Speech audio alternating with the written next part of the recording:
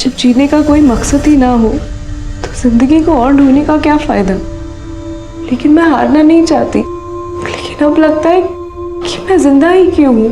खुद को कोसती रहती हूँ मैं। अब तक तो मुझे मर जाना चाहिए था, पर मैं तो मर भी नहीं पाती।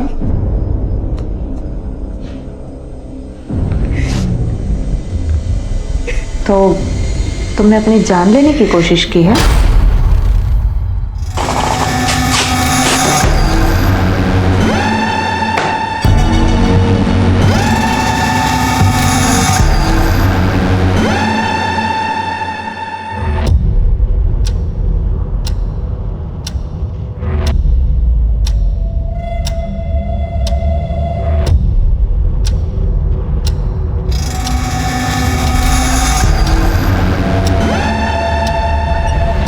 अनुज सर, बस पहुंच गया हूं, बाहर ही हूं।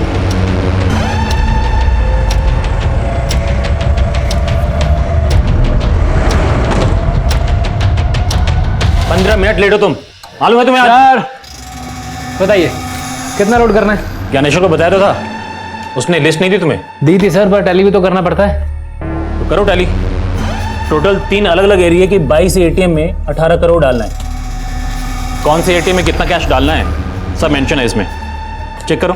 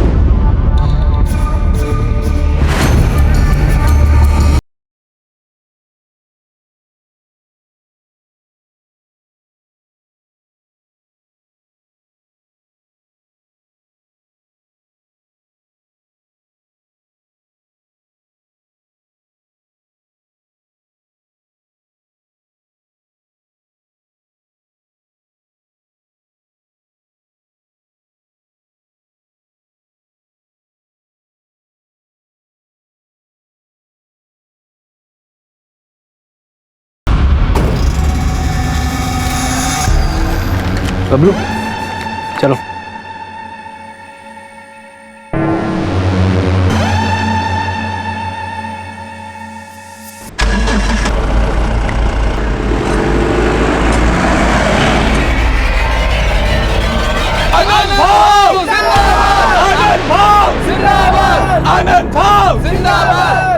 पापा की कृपा से इस बार भी कॉर्पोरेशन के चुनाव में आप ही जीतोगे।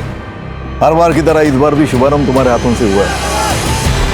जिंदाबाद जिंदाबाद जिंदाबाद जिंदाबाद जिंदाबाद जिंदाबाद जिंदाबाद जिंदाबाद। मैं चुनाव का नामांकन भरने जा रहा हूँ। इस मौके पर भी लोकेंद्र साथ नहीं चल रहा है मेरे। आप उसे मना लीजिए।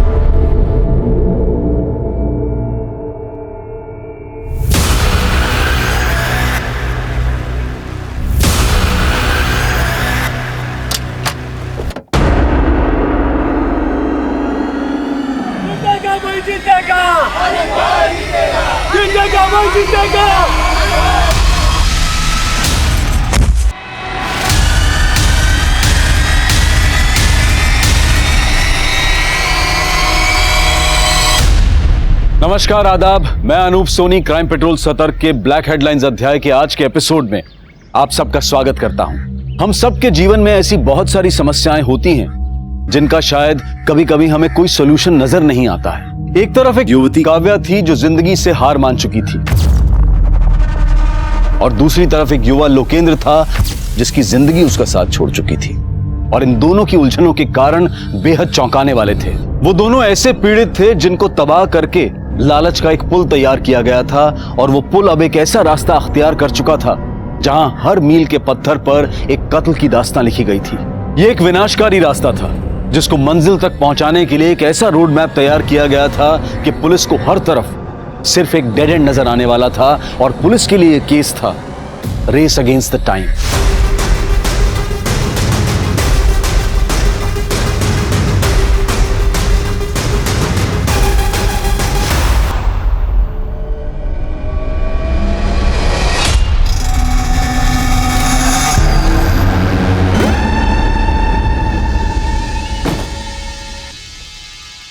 चलता हूं मैं। तुम्हें पता है ना क्या करना है? काम होने के बाद फोन करना जल्दी। ठीक है, जा जाओ।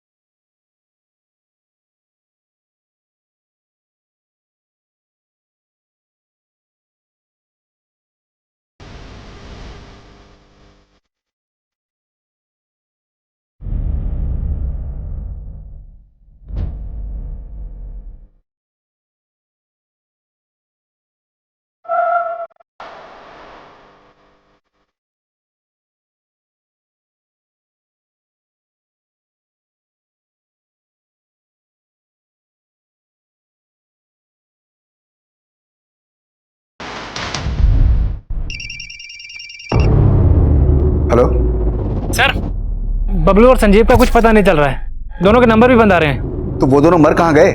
और तुमको मैंने कहा था ना कि वैन छोड़कर बिल्कुल नहीं उतरना। सर, आपको बोला था ना मैंने। अब ये सोचो कि पुलिस को क्या बोलना है। वैन का जीपीएस सिस्टम भी डीएक्टिवेट हो चुका है। 11:30 बजे की लास्ट लोकेशन दिखा रही गगनपुरा। उसके बाद तो वैन का अता पता भी नहीं है।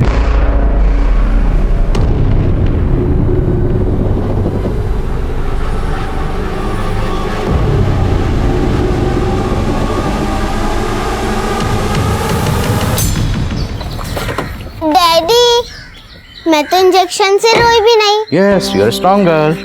अब तो आप मुझे फन विलेज लेके चलोगे ना?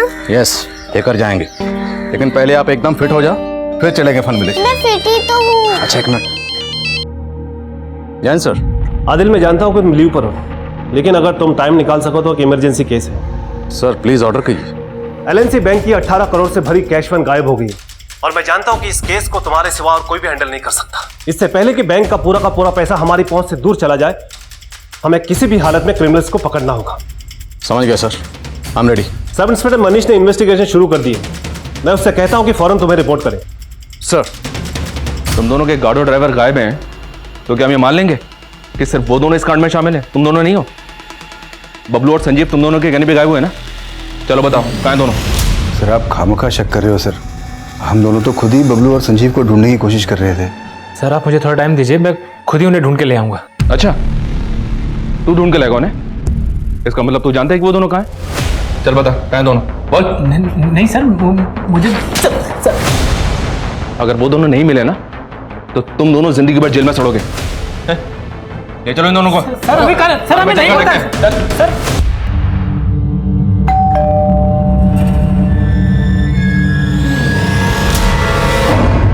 काव्या, कहाँ गई थी तू?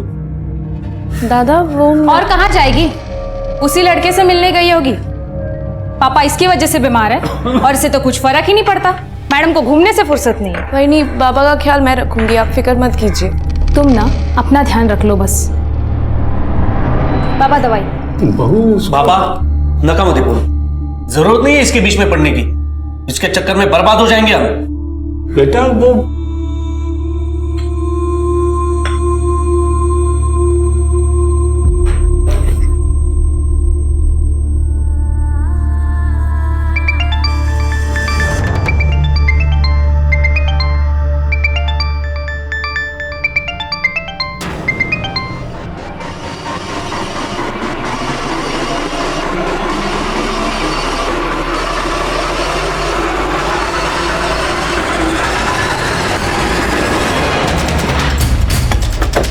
मनीष, जैन सर। जैन सर, वो कैशमैन एलएनसी बैंक की साबरमती ब्रांच से सुबह 10:30 बजे 18 करोड़ रुपए कैश लेकर निकली थी। नॉर्थ और नॉर्थ वेस्ट साइड्स के 3 एरियाज के 22 एटीएम में उस वैन से पैसा भरा जाना था, लेकिन सर वैन एक भी एटीएम तक नहीं पहुंची और 11:30 बजे गगनपुरा एरिया में वैन का जीपीएस डीएक्टिवेट कर दिया गया। तभी से वो कैश वैन ट्रेस नहीं हो पाई सर। हमने गगनपुरा के आसपास के सभी एरियाज की बैरिकेडिंग करवा दी है, लेकिन कोई लीड नहीं मिल रही है। तो हमें अभी भी लग रहा है कि वो वैन गगनपुरा के आसपास ही होगी। वैन का जीपीएस कितने में डीएक्टिवेट हुआ? 11:30 बजे। और अभी बजा 1.5 2 घंटे। 2 घंटे में वो वैन गगनपुरा से तकरीबन 120 किलोमीटर से भी ज़्यादा आगे निकल गई हो। गगनपुरा के 150 किलोमीटर के रेडियस में जितने एग्जिट पॉइंट है सबको सील करवाओ। इस रेडियस में 12 टोल नाके। अगर कैश वैन ने एक भी टोल नाका क्रॉस किया तो हमें डायरेक्शन मिल जाएगी। मनीष, हमें जल्द से जल्द उस वैन तक पहुंचना है और पूरे 18 करोड़ सेव करने हैं।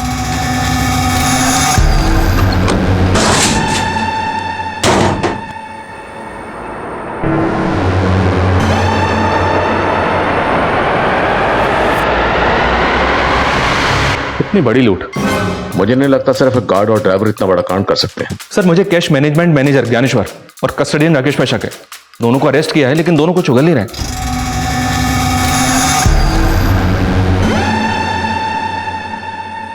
हमें बैंक मैनेजर अनुज से भी मिलना चाहिए और गार्ड और ड्राइवर जहां से गायब हुए हैं उसकी लीड फैमिली से मिल सकती है। फैमिली को कांटेक्ट करो। ऑलरेडी एक टीम भेजी थी सर गार्ड संजीव के घर। उसने एजेंसी को शांति चौक का एड्रेस दिया था।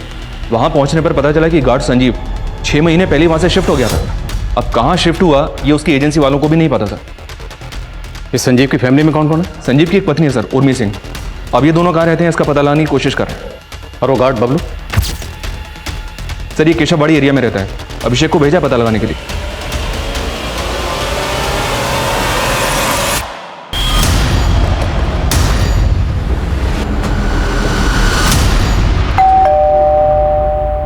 बबलू कहाँ है?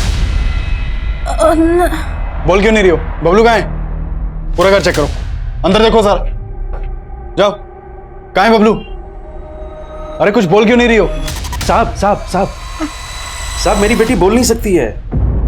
आप कौन है और बबलू के क्या लगते हैं? बबलू मेरा बेटा है साहब, और हमें मालूम है कि आप लोग बबलू पर शक कर रहे हैं। उसकी एजेंसी वाले भी धमका कर गए हैं। साहब बबलू ने कुछ नहीं किया है। अगर उसने कुछ नहीं किया तो फिर वो गायब कहाँ है? साहब हम लोग खुद परेशान हैं। उसका फोन मिला रहे हैं तो फोन नहीं मिल रहा है। साहब उसे फंसाया जा रहा है। कौन फंसा रहा है उसे? मैं चारों ओर खुद को घिरा पाती हूँ। दिल दिमाग सब कुछ काम करना बंद कर देता है। डॉक्टर आपके पास कोई ऐसी दवा है क्या जिससे मेरे दिमाग में जो भी ये ख्याल आते हैं ना वो सब बंद हो जाए? तुम्हें दवा की नहीं काउंसलिंग की जरूरत है। ये तो हमारा सेकंड सेशन है। तुम बार बार आते रहोगे मैं नहीं आ पाऊंगी बार बार। मैंने अपने घर वालों तक को भी नहीं बताया कि मैं यहाँ पे इलाज के लिए आ रही हूँ। काव्या, मानसिक अशांति से निजात पाने का पहला स्टेप है कि ये जो दिल और दिमाग में है ना, उसको दबाओ मत। सब कुछ सच सच बता दो। वो सच चाहे कितना भी कड़वा क्यों ना हो। तुम पे कोई क्राइम हुआ है या तुमने कोई क्राइम किया है, जो भी है सब कुछ सच सच बता दो। ये हम दोनों का सीक्रेट होगा।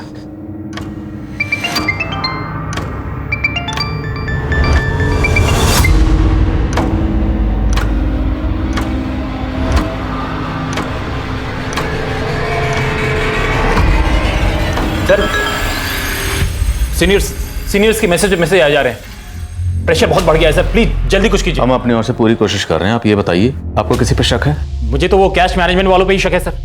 18 करोड़ ले जाने के लिए सुबह सिर्फ एक वैन भेजी थी उन्होंने। सुबह जो वैन आई थी बैंक में, मैंने तभी पॉइंट आउट किया थी बात। ये कैसे काम करते हो तुम लोग? 18 करोड़ ले जाने के लिए एक वैन भेजी है। मैं करता हूँ ज्ञानेश्वर से बात। I can not take this risk. Sir risk की कोई बात नहीं है, मैं हूं ना। सर थोड़ी प्रॉब्लम है, समझिए। एक वैन खराब है, दूसरी वैन का ड्राइवर छुट्टी पे गया हुआ है। मैं सब संभाल लूंगा सर, आपका काम हो जाएगा, डोंट वरी। तो अगर आपको सुबह ही राजेश पे शक हो गया था तो आपने 18 करोड़ लेकर उसे कैश वैन के साथ जाना अलाउ क्यों किया? सर वो ट्रस्ट कर लिया, but I am very sure ये ज्ञानेश्वर और राजेश दोनों मिले हुए इस रॉबरी में। वो बबलू और संजीव तो सिर्फ मोहरे हैं उनके। बबलू और संजीव मोहरे थे या असल खिलाड़ी, इसका अंदाजा ही लगाया जा सकता था, लेकिन उनके गायब होने के पीछे ऐसे कई चेहरे थे जो सामने आने बाकी थे। सर मुझे अपनी वाइफ के साथ उसके मायके जाना था, इसलिए मैंने ज्ञानेश्वर सर से आज के दिन की बहुत पहले छुट्टी ले ली थी। उन्होंने मुझसे कहा था कि कैश वैन के बैंक से निकलने के बाद तुम सब कुछ बबलू और संजीव के हाथों सौंप कर तुम निकल जाना। इसीलिए 11:15 बजे मैं सुंदर विहार पे वैन से उतर गया था सर।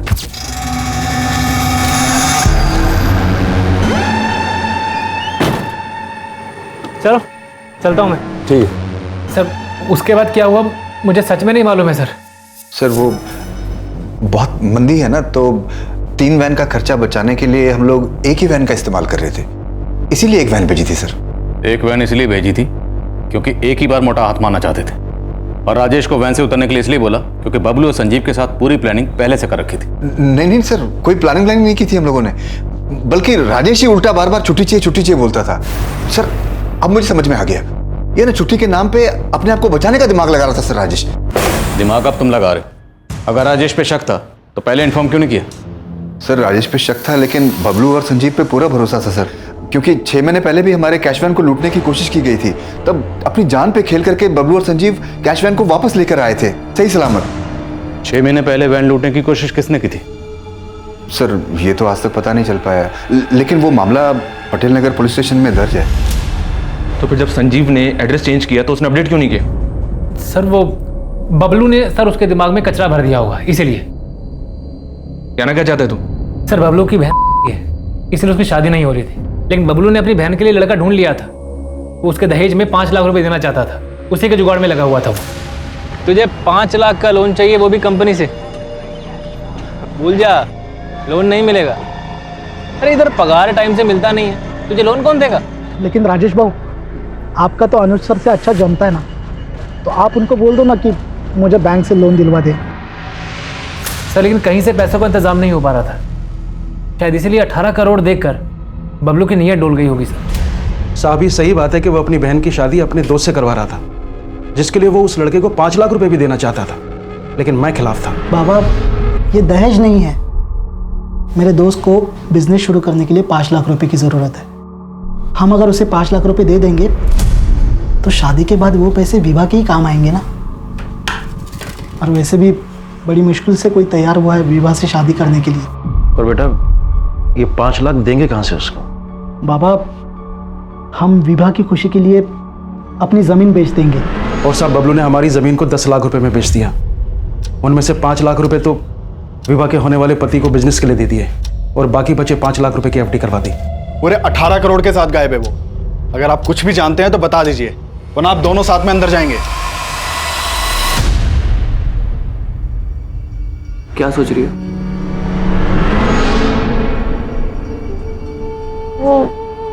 मैं जानता हूं तुम क्या सोच रही हो। यही ना कि तुम मुझे पसंद करती हो और मैं तुम्हें पसंद करता हूं कि नहीं?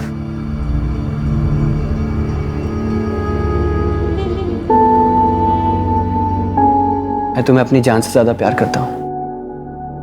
सुधीर, मैं वाहिद। दोबारा ऐसा मत बोलना। तुम्हारे पैर खराब है तो क्या हुआ, लेकिन तुम्हारा मन बहुत सुंदर है। मैं तुमसे शादी करना चाहता हूँ। मुझे लगा था कि सुधीर मुझसे हमेशा प्यार करेगा, मैं भी उसे पसंद करने लगी थी, लेकिन क्या काव्या, तुम चुप क्यों हो गई? क्या हुआ? कहीं वो लड़के ने तुम्हारे साथ कुछ गलत? नहीं डॉक्टर, ऐसा कुछ नहीं है। तो फिर प्रॉब्लम क्या है?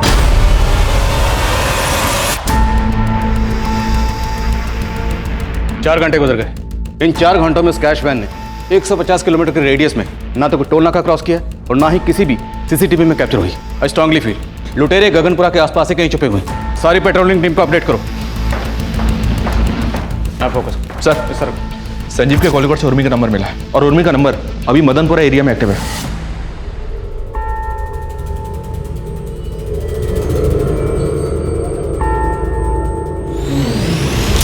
हो सकता है उर्मी संजीव के साथ फोन पर टच में। उसका फोन सर्विलेंस पर डाल दो। उसके फोन की लोकेशन ट्रेस करके हम उस तक पहुंचेंगे, बट डोंट कॉल, उससे वो अलर्ट हो जाएगी। और एक खास बात है सर, उर्मी का फोन अभी जहाँ पे एक्टिव है वहाँ पे संजीव का फोन सुबह शाम एक्टिव रहता था। इसका मतलब है कि दोनों उसी एरिया में रहते हैं। पता करो एग्जैक्टली कहाँ रहते हैं।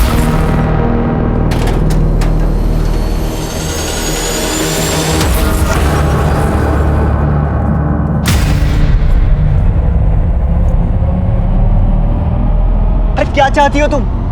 क्यों अवॉइड कर रही हो मुझे? ठीक है अभी दे दो। सर एक मैसेज आया सर। हेलो सब गगनपुरा के पास के जंगल में वो कैश वैन खड़ी मिली है। Over sir.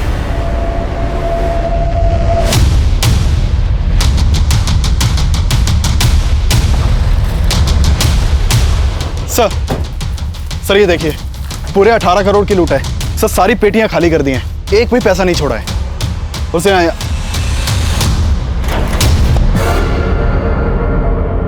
सर इस पेटी में बबलू की लाश है सर। मुझे लग रहा है सारा खेल संजीव का किया हुआ है। संजीव अकेला इतना पैसा गायब नहीं कर सकता, उसके साथ और लोग भी होंगे जिनके साथ मिलकर उसने बबलू को मारा।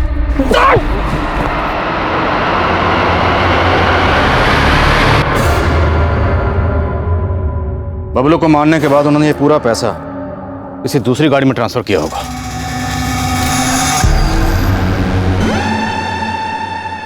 और बबलू की लाश को इस ट्रंक में डालकर कैश वैन को यहीं डंप करके चले गए। जिस गाड़ी से वो पैसा लेकर भागे, हो सकता है वो गाड़ी इस कैश वैन को पहले से फॉलो कर रही है। जहां जहां से कैश वैन गुजरी है उन सब जगह के सीसीटीवी क्लोजली मॉनिटर करो और पता करो क्या कोई पर्टिकुलर ऐसी गाड़ी थी जो कैश वैन को लगातार फॉलो कर रही थी। सर उस कैश वैन से लूटे गए 18 करोड़ पुलिस की पहुंच से बहुत दूर नजर आ रहे थे, लेकिन जल्द ही पुलिस ने कैश वैन के गार्ड संजीव की बीवी उर्मी का पता लगा लिया था।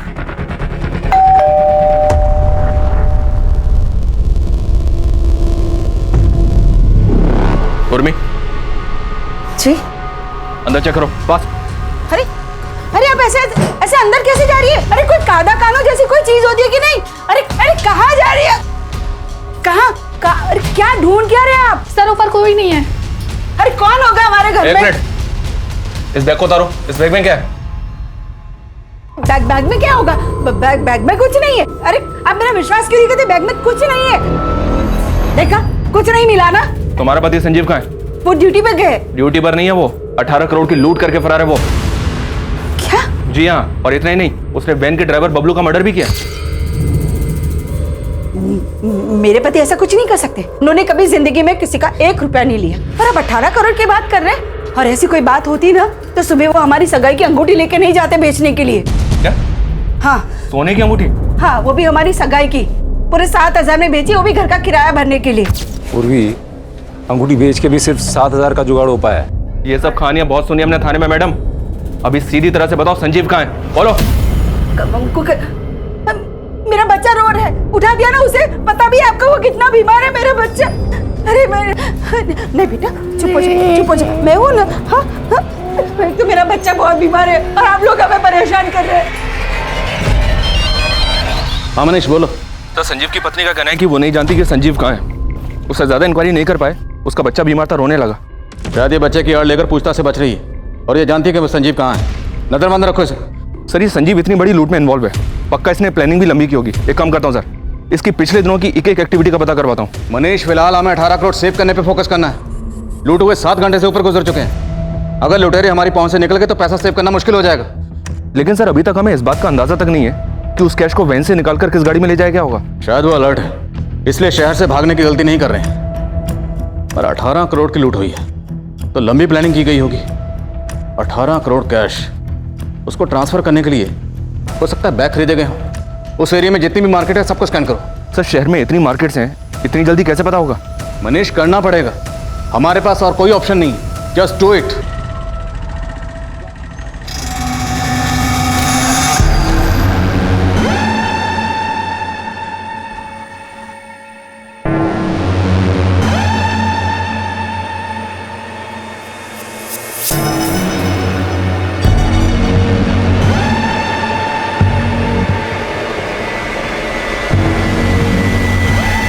मुझे पता है रे तेरी असलियत। मेरी आपाइश बहन को शादी का झांसा देकर उसकी जायदाद पे नजर है तेरी। अरे आप मेरी बात चल।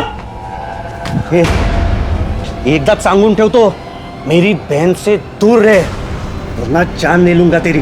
चल चला रे आप। बाबा सुधीर अच्छा लड़का है। क्या हुआ काम? बाबा इसके मोह में पागल मत बनिए आप। उस लड़के से शादी करेगी नहीं तो ये बर्बाद हो जाएगी। मेरे भैया भाभी को लगता था कि सुधीर चीटर है, लेकिन मेरे पापा को मुझ पे भरोसा था। उन्हें सुधीर पसंद भी था।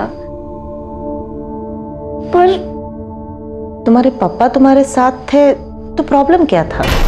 तुम्हारा सुधीर से दूर होने का कारण तुम्हारे भैया थे या कुछ और? 18 करोड़ की लूट हुए 12 घंटे बीत चुके थे और अंधेरा होने के बाद पुलिस को उन क्रिमिनल्स तक पहुंचने का कोई जरिया नजर नहीं आ रहा था। सर 8 बजे तक तो खबरियों को मार्केट में छानबीन की इन्फॉर्मेशन ही पास आउट हो पाई थी और थोड़ी ही देर में सारी मार्केट बंद हो गए। अब तो मार्केट में सुबह इंक्वायरी हो सकती है। संजीव की बीवी उर्मी से कोई हिंट नहीं मिल रहा। हम अफ्रेड लुटेरे कहीं हमारे यहाँ से दूर ना निकल जाए।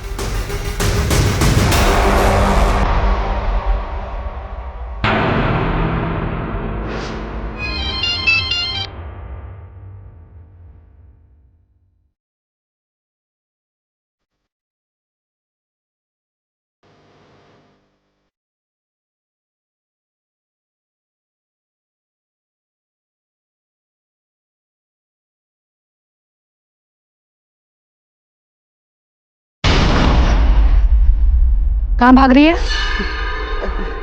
कहाँ भागेंगे हम? अरे हमारा बच्चा है, हम अपने बच्चे को छोड़ के भागेंगे? ऐसी बहुत देखी है मैंने जो अपने फायदे के लिए अपने बच्चों का भी नहीं सोचती। ये क्या बोल रही है आप? हम अपने बच्चे के लिए दूध लेने जा रहे थे, अब उसे दूध भी ना पिलाए क्या? अब आपकी परमिशन हो तो दूध लेने जाए? साला किस्मत ही खराब है। तेरे चक्कर में मैं भी पिस रहा हूं यहाँ पर। मेरे चक्कर में क्या? सब आपका किया धरा सर। पिस मैं गया हूं बीच में। तू ना ज्यादा नौटंकी मत कर, समझा ना? अच्छी तरह से जानता हूं तू है क्या। क्या समझते हैं आप? क्या समझते हैं बताइए ना। बताओ तेरे को मैं साले तेरा तो मुंह मैं खुलवाऊंगा और पता करवाऊंगा कि सारा पैसा गया कहां पे है। हाँ? तेरी तो हाथ उठाएगा मेरे ऊपर। हाँ? क्या लगा रखा है तुम लोगों ने? इतना मार खा के भी तुम लोग सुधरे नहीं। सर इसको चर्बी चढ़ गई है, अपने आप को सच्चा साबित करने के लिए पीट रहा है मुझे, बताइए। नहीं हवलदार साहब, इसकी नौटंकी पे बिल्कुल ध्यान मत देना। इसको ना एक बार तबीयत से तोड़ो, उसके बाद देखना ये बताएगा पैसा गया कहां। मैं आपको बता रहा हूँ, इसको तोड़िए, ये बताएगा सब सच क्या है, सब पैसा इसने गोल किया है। सर तुम मेरे को तोड़वाएगा?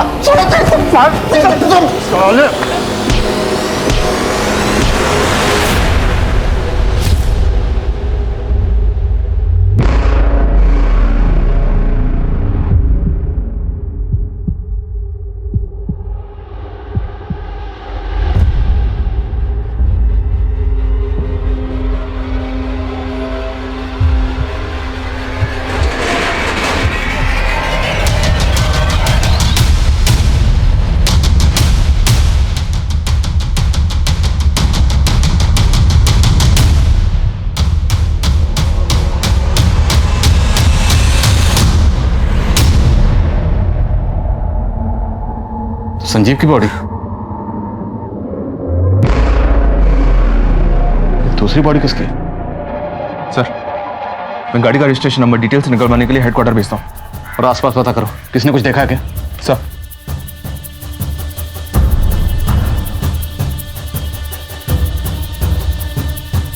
सर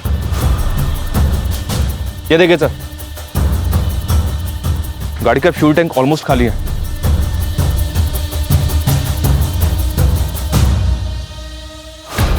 मतलब गाड़ी लेकर गोल गोल घूमते रहे, फ्यूल खाली हो गए, फिर भी गाड़ी को पेट्रोल पंप पर ले जाकर फ्यूल भरवाने का रिस्क नहीं लिया और गाड़ी को यहीं डंप करके चले गए। अभिषेक, क्या अपडेट है? सर मैंने आरटीओ से पता किया, वो गाड़ी गणेश महात्रे के नाम पर रजिस्टर्ड है। गणेश महात्रे कहाँ रहता है? सर वो वाकड़ का रहने वाला है और उसके घर वालों ने उसकी मिसिंग कंप्लेंट भी फाइल करवाई है। सर वो दोपहर से ही गायब है। इस गणेश महात्रे की फोटो मुझे भेजो तुरंत।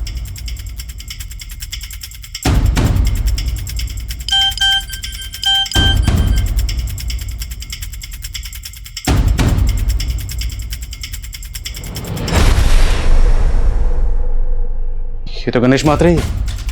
ये तो साफ जाहिर है सर कि गणेश की गाड़ी को लूटने के लिए इसकी हत्या की गई है, लेकिन सर संजीव को तो बबलू के साथ ही मार दिया गया होगा।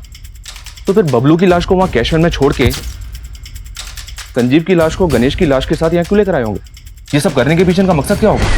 बबलू की लाश के बाद संजीव और उसके साथ एक और लाश।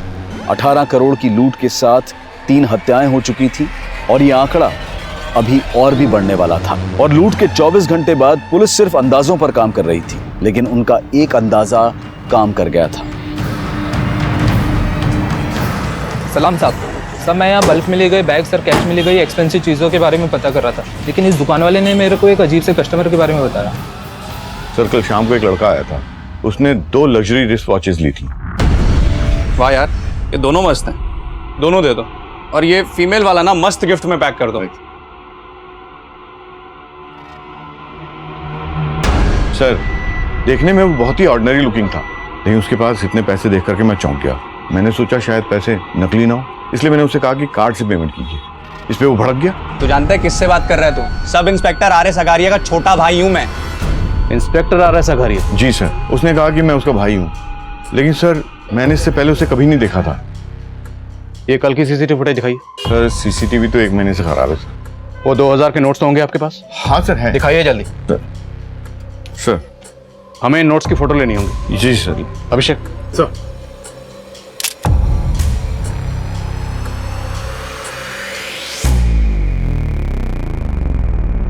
हेलो सर, ये नंबर सुसीरीज के पैसों से मैच हो रहे हैं। सर बैंक मैनेजर अनुज का कहना है कि इन नोटों की सीरीज उन 18 करोड़ वाले नोटों से मिलती है। इसका मतलब है वो लड़का लूट में शामिल था और लूट के पैसों से खरीदारी करने आया था। दुकान के आसपास जहां जहां सीसीटीवी है सबको खंगालो, किसी ना किसी कैमरे में जरूर कैप्चर हुआ होगा। सर हम लगातार फॉलो कर रहे हैं sir. Yes sir, yes sir. Sir जैसे कुछ होता है मैं अपडेट करता हूँ आप। Okay sir. Sir RS. Agariya नाम का एक सब इंस्पेक्टर गोविंद नगर थाने में पोस्टेड था, उसके बारे में पता किया तो पता चला कि वो 16 दिनों से गायब है। What? जो लड़का लूट के पैसों से घड़ियां खरीदने आया था वो खुद को सब इंस्पेक्टर अगारिया का भाई बता रहा था, और अब ये अगारिया भी 16 दिनों से गायब है। कहीं ये सब इंस्पेक्टर अगारिया भी इस लूट में शामिल तो नहीं? पॉसिबल है सर। और एक बात सर, सब इंस्पेक्टर अगारिया का एक जूनियर है, फोन पर अगारिया की मिसिंग होने की कुछ और ही कहानी सुना रहा है। उसको बुलवा लिया है, आता ही होगा। सर अगारिया सर का तो कोई सगा भाई नहीं था। सगा ना सही, सौतेला होगा, कजिन होगा, यार दोस्त होगा, कोई तो होगा, वरना कोई ऐसे ही खुद को अगारिया का भाई क्यों बोले? अच्छा ये अगारिया 16 दिन से गायब क्यों? सर गायब नहीं है वो, मुझे डाउट है कि उनको किसी ने गायब करवाया है। इस पे डाउट है? डरो नहीं, बोलो बोलो। सर हमारे एरिया के कॉर्पोरेटर आनंद कुमार, सर उसी के बेटे की संदिग्ध मौत का केस सॉल्व कर रहे थे अगारिया सर। ये सब कुछ जब हुआ तो लोकेंद्र के पास कौन था? कोई नहीं था, वो ऊपर अकेला था। आपके कहने का मतलब है कि लोकेंद्र गलती से नीचे गिर गया? शायद उसने खुद अपनी जान ले ली। लेकिन आपका बेटा लोकेंद्र ऐसा करेगा क्यों? सब मेरी वजह से हुआ है। पहले मेरा फैसला उस पर थोपना नहीं चाहिए था। ए लोकेंद्र, इतने बड़े नेता की बेटी का रिश्ता है तुम्हारे लिए और तुम मना क्यों कर रहे हो? पापा मैं मर जाऊंगा लेकिन ये शादी नहीं करूंगा। कान खोल के सुन ले, अगर तेरी शादी होगी ना तो मेरी पसंद की लड़की से ही होगी। मेरी तरह उसने भी जिद पकड़ ली थी, लेकिन एक बाप होने के नाते मुझे उसे समझ लेना चाहिए था। मैं उसे नहीं समझ पाया। मैंने सपने भी नहीं सोचा था कि मेरा बेटा इस तरह आत्महत्या करेगा। सर उसने बताया था कि उसके बेटे ने दूसरे फ्लोर से कूदकर आत्महत्या की है, लेकिन सर जब पोस्टमार्टम रिपोर्ट आई तो कुछ और ही सामने आया था। आनंद जी, आपने हमें बताया था कि आपके बेटे ने ऊपर से कूद के आत्महत्या की, लेकिन इस पोस्टमार्टम रिपोर्ट के हिसाब से आपके बेटे की गला दबा के हत्या की गई थी और उसके बाद उसकी लाश को दूसरी मंजिल से नीचे फेंक दिया गया।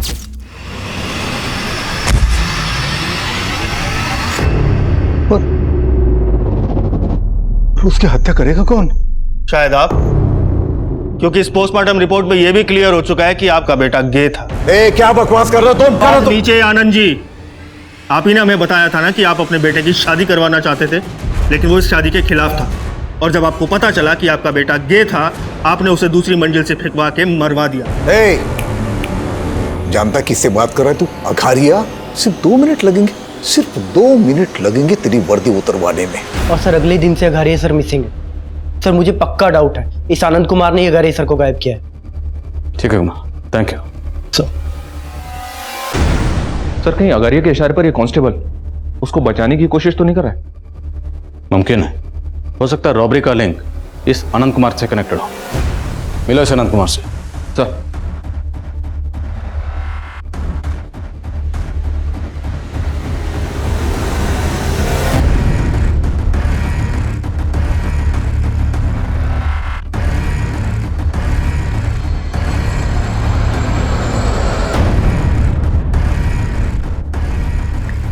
Hello, police station. काव्या, तुम्हें डरने की जरूरत नहीं है। मुझ पे भरोसा रखो, मैं हर कंडीशन में तुम्हारे साथ हूं।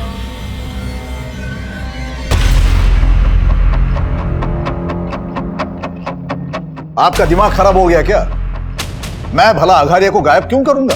क्योंकि डाउट था सब इंस्पेक्टर अगारिया को कि आपने मरवाया था अपने बेटे को। कोई डाउट वाउट नहीं था उसे, बल्कि वो ये चाहता था कि मैं उसे डर के उसे लाखों रुपए दे दूं, और इसी वजह से मेरे बेटे को मरवाने का आरोप मुझ पर लगाने की कोशिश कर रहा था वो।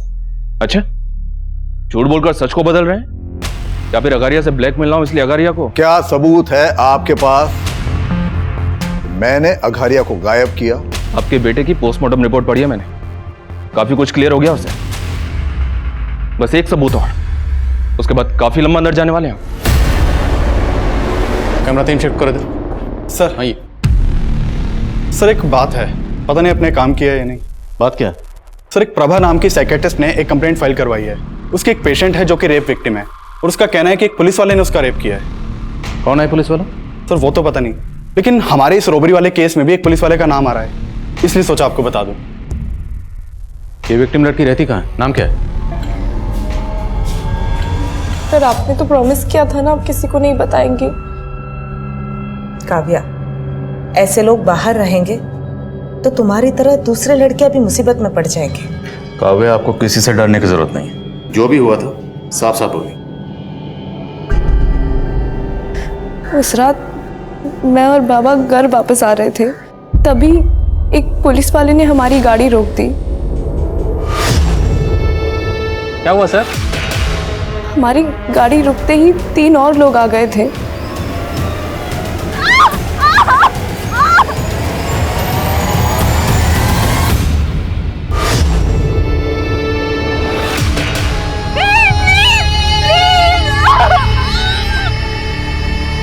उन्होंने मेरा वीडियो भी बनाया था सर।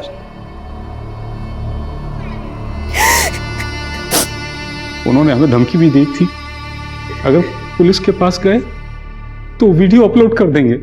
सर वो आपका कुछ नहीं बिगाड़ पाएंगे, भरोसा रखिए। काव्य,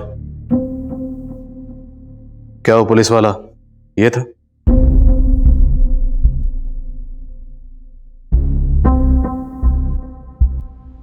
नहीं सर, ये नहीं था।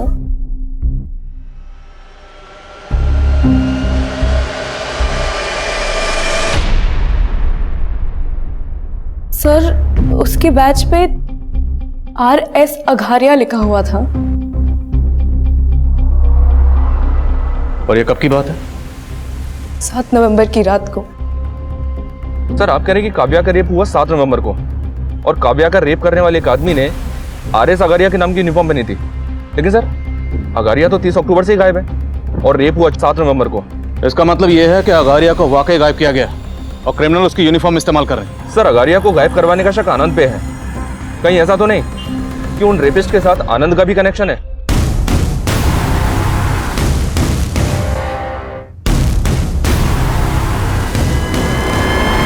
इतने सब का 18 करोड़ की रॉबरी से क्या कनेक्शन होगा? अगारिया के केस की एक डिटेल निकलो और हेडक्वार्टर पहुंचो, मैं वहीं मिलता हूं। प्रेम, काव्या और उसके फादर से क्रिमिनल्स के स्केचेस बनो। सर हेडक्वार्टर लो।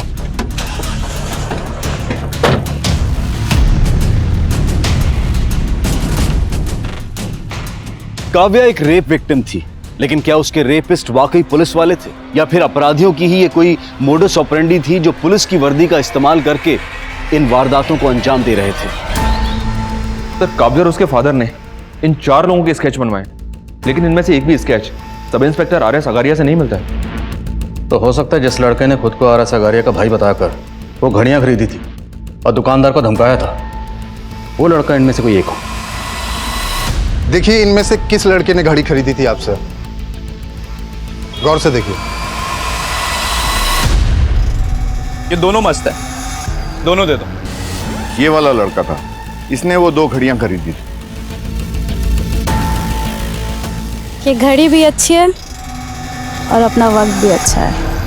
हाँ, लेकिन ये 18 करोड़ के गद्दे पर लेट लेट कर तो मेरी नींद ही उड़ गई है।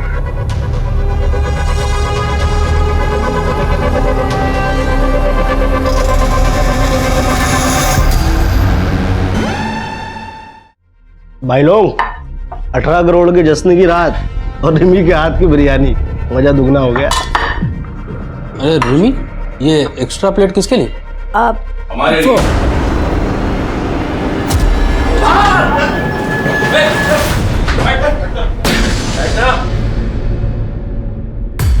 ऐसे क्या देख रहे?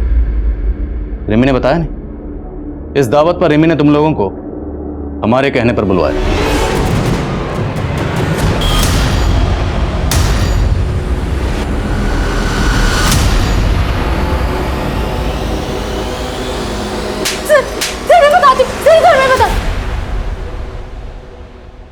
तो मुकेश, तुम 5 साल पहले जिस बैंक में एम्प्लॉय थे उसी में गबन किया और फिर भी तुम्हारा पेट नहीं भरा। तो मैं तुम्हारा पेट भरूं? और जेल में तुम्हारी मुलाकात हुई मिस्टर जस्टिन से, जिसे जेल पहुंचाया था इंस्पेक्टर आघारिया ने। साहब मेरे को आगारिया से बदला लेने का था। हम जेल से बाहर आए तो हमारी मुलाकात अवध और सुबोध से हुई। सुबोध, तो तू आनंद कुमार का सपोर्टर है? सर, मैंने अघारिया के जूनियर को ये सारे स्केचेस दिखाए। उसने इसमें से एक लड़के को आइडेंटिफाई किया है। सर, इसका नाम सुबोध है और ये आनंद कुमार की पार्टी का कार्यकर्ता है। सर, सुबोध के कॉल रिकॉर्ड से रिमी नाम की एक लड़के का नंबर मिला है। शायद इस रिमी से सुबोध और बाकी क्रिमिनल्स की लीड मिल जाए। ये है वो रिमी। तेरे इस गैंग में आनंद कुमार का क्या रोल है? उनका कोई रोल नहीं था सर। उनका के बेटा मेरा लवर था सर। मैं तो उसके पैसे पे ऐश करके उसे मजे देता था सर। वो पागल हो गया था मेरे लिए सर। उस दिन मैं छिप के उससे मिलने गया तो उसने मुझसे कहा कि अच्छा हुआ तुम आ गए, और अब मैं तुमसे ही शादी करूंगा और बाबा को भी बताऊंगा, और अगर बाबा नहीं मानेंगे ना तो हम भाग के शादी करेंगे। सर, ये सुन के ना मेरा माथा ठनक गया था सर। तो सर मैंने गला घोंट के उसे मार दी और उसे वो खिड़की से नीचे गिरा दिया सर। अगारिया को पता चल गया था कि लोकेंद्र का मर्डर हुआ है, तो सर हम लोग कहीं उसकी नज़रों में ना आ जाएं, इसलिए हमने उसे मिलके मार दिया सर। और फिर अगारिया की लाश जंगल में ही गाड़ दी सर। और सर उसकी वर्दी निकाल कर हमने रख ली और सोचा कि उसका आगे भी इस्तेमाल कर हम लोग कांड करेंगे। और सर उस दिन शाम को उस लड़की को देखकर हमारा उस पर दिल आ गया था। अब हमें छोटी मोटी लूट नहीं करनी थी साहब, बड़ा हाथ मारना था। फिर से पुलिस की वर्दी का सहारा लिया और बबलू को भी पटाया। बबलू? नहीं, मैं ये नहीं कर सकता। अरे बबलू सुन, डर क्यों रहा है तू? और पुलिस है ना अपने साथ। और आखिरकार बबलू हमारी बातों में फंसी गया साहब। उसने हमें बोला कि जैसे उसे मौका मिल जाएगा वो पूरा अपडेट हमें दे देगा। अरे बबलू, गाड़ी इधर किधर मोड़ रहा है? वो जो सारस्वत बाग का ATM है ना, वो यहाँ से नजदीक है। पुलिस गाड़ी लेके जंगल के रास्ते कहाँ जा रहा था? पानी का बहन जो है वो पैसे गन क्यों खींची?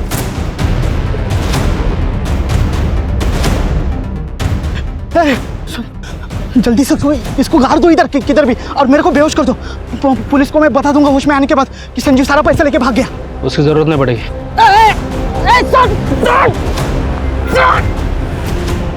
बैंक की वैन पकड़े जाने का डर था ना, तो हमने एक और गाड़ी पहले से लूट के रखी थी सर। हमने बबलू की लाश वहीं गाड़ी में छोड़ दी थी और हमारा प्लान था कि संजीव की लाश को उस गाड़ी वाले के साथ कहीं और गाड़ देंगे।